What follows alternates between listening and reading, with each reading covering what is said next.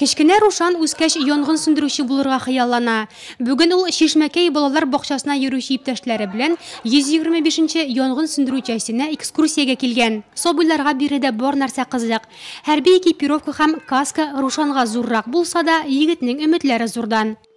Я хочу быть пожарным, потому что, чтобы тушить огонь, спасать людей. Я пример костюм. Он такой тяжелый, как будто я тащу слона. Как пожарные с ним работают.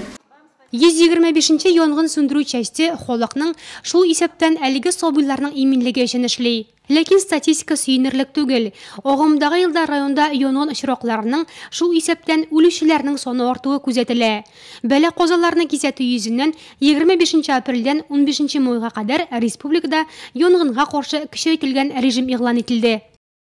В Нурлатском муниципальном районе организованы контрольно-патрульные группы, которые будут... Нурлат муниципаль районында махсус патруль төркеме эшли. Алар чүп-чар, кырыган үләннәрне яндыручыларны контрольдә тотачак. Әлеге чорда учак ягулар бөтенләй дә тыела.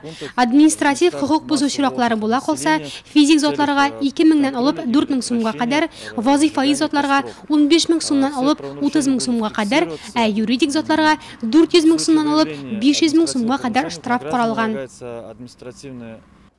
30 апрельдә янгын сүндерү хезмәткәрләре һөнәри бәйрәмнәрен билгеләп үтә.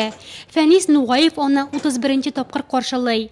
Армиядән кайтуга янгын сүндерүче булып эшли башлаган егетнең хезмәт кенәгәсендә бер генә язу. Нәтиҗәсе дистәләгән коткарылган язмышлар.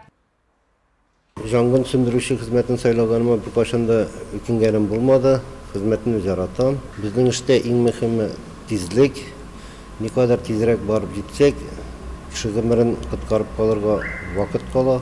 Бик күп кешеләр килеп рәхмәт әйтәләр, якыннарын саклап калганга, җирләрен саклап калганга. Менә шул рәхмәт сүзләре безнең эшебезгә бирелгән иң зур бәя. Батырлык, кыюлык һәм түземлелек кебек асыл сыйфатлары белән аерылып торган кешеләр янгын хезмәткәрләренең төп бурычы һәр даим сугышчан әзерлектә булу. Менә кабат тревога яңгырый, димәк кайдадыр ялкын телләре уйный.